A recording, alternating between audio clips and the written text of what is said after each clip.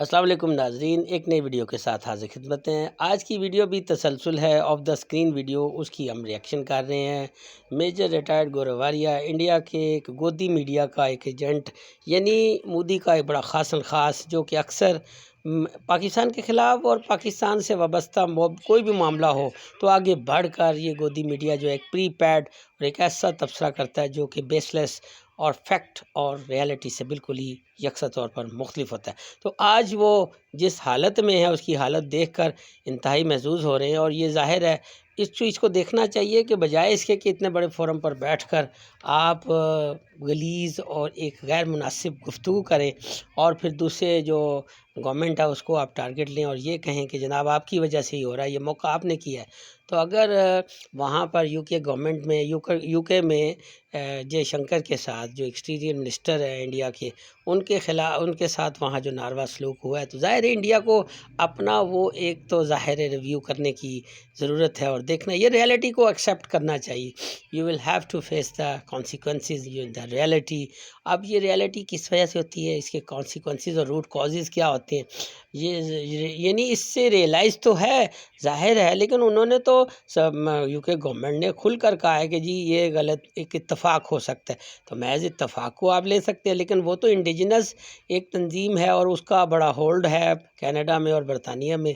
अब उसमें UK government का क्या हाथ हो सकता है? तो ज़ाहिर है फिर उसमें साथ साथ ये भी डराना धमकाना और फिर यानी इस किस्म के एलिगेशन लगाना, ये देख कर तो मेरे ख्याल से इंसान का जो एक लेवल ऑफ थॉट है और उसको जो एक्सेप्ट करने की रिवायत है, ये देखना है। आइए नाज़रीन देखते हैं।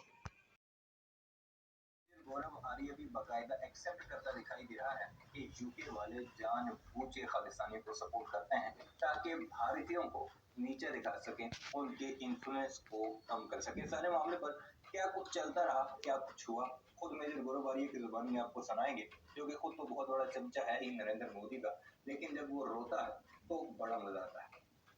अभी तक आपको ये पता लग चुका होगा कि डॉक्टर एस जयशंकर, जो भारत के एक्सटर्नल अफेयर्स मिनिस्टर हैं, उनके ऊपर लंदन में खालिस्तानियों ने हमला कर दिया।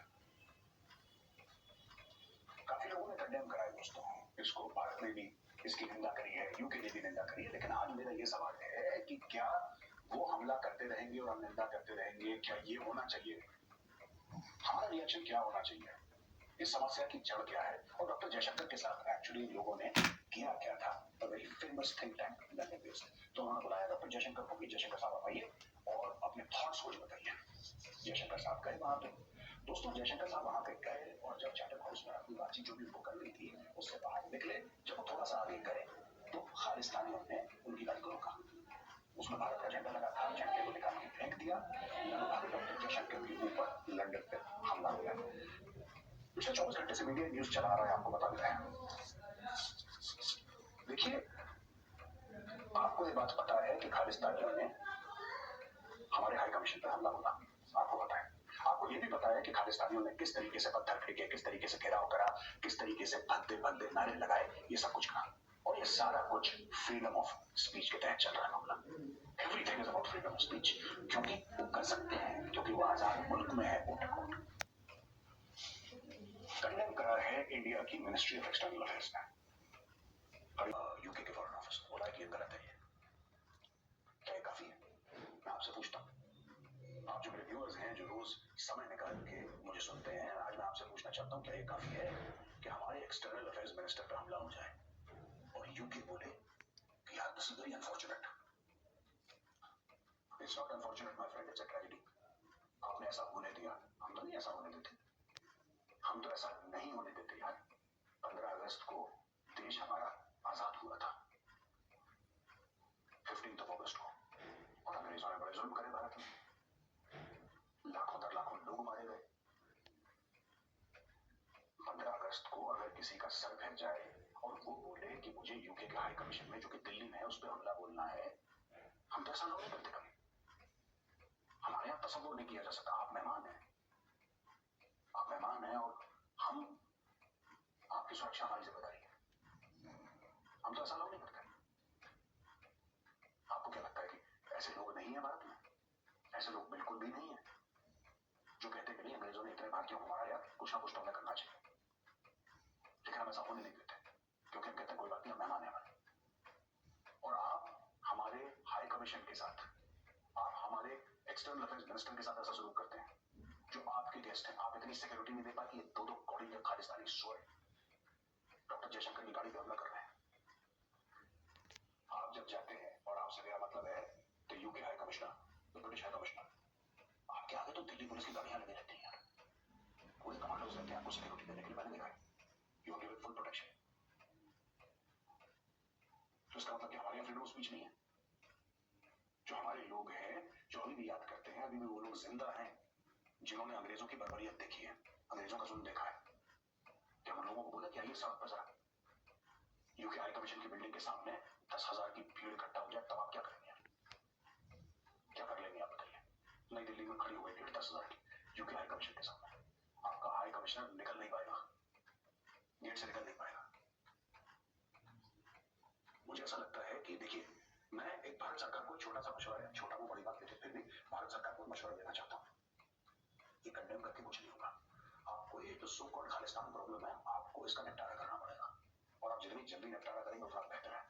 ये डरपोक लोग हैं खालिस्तानी, ये डरपोक लोग, थोड़ी सी कुछ चीज हो जाए घर से बाहर नहीं निकलते, थोड़ा सा कुछ हो जाए इनका गला सूख जाता है। ये सिर्फ अपने गानों में और अपने जो इनके सो कॉल्ड पॉप सॉन्ग्स हैं उसी में बहादुर हैं। ये जमीन पे बहादुर नहीं है। इनके हलक में हाथ डाल के इनके पेट से खालिस्तान निकलना है। खोलो इनका हलक कैसे, हलक के अंदर हाथ डाल के पेट से खालिस्तान निकलना। कैसे इनकी हिम्मत है कि डॉक्टर एस जयशंकर के सामने ये ऐसे आए और भारत की तरफ देखो, और ये बार बार कर रहे हैं। और ये बार बार क्यों कर रहे हैं? क्योंकि हम इनको जवाब नहीं दे रहे, और जब तक हम इनको जवाब नहीं देंगे तब तक ऐसे करते रहेंगे। इस सांप के फन को कुचलने का वक्त आ गया। या तो ऐसे बैठे रहो, निंदा करते रहो, और निंदा करने से तो कोई का फर्क नहीं पड़ता किसी को। दोस्तों देखिए, साफ सीधी बात है, आपको 4-5 चीजें करनी होंगी। ये बात मैं पहले भी कह चुका हूँ, आज मैं फिर रिपीट कर रहा हूँ। आज की तारीख में यहाँ पे ये खालिस्तानी कर रहे हैं, कल रेडिकल इस्लामिस्ट करेंगे, ये आएंगे, ये आपके हाई कमीशन पे अटैक करेंगे। इनको सिर्फ बल का प्रयोग समझ में आता है। आप पहले कॉन्सेप्ट अपना क्लियर करिए, आप किसके साथ डील कर रहे हैं, आप डील किसके साथ कर रहे हैं। These are people with no ethics, these are people with no morals. इनमें कोई मर्यादा वाली बात नहीं है, चाहे वो रेडिकल इस्लामिस्ट हो, चाहे वो खालिस्तानी हो। इनको मॉरल से, इनको फेयर अनफेयर से, इससे कोई फर्क नहीं पड़ता इन लोगों को। अब वक्त आ गया है कि इस सांप का फन को छंटा। वीडियो अपने मुलाहिजा की कमेंट सेक्शन में इस बारे में अपनी राय का इज़हार जरूर कीजिएगा। चैनल को सब्सक्राइब नहीं किया तो जल्दी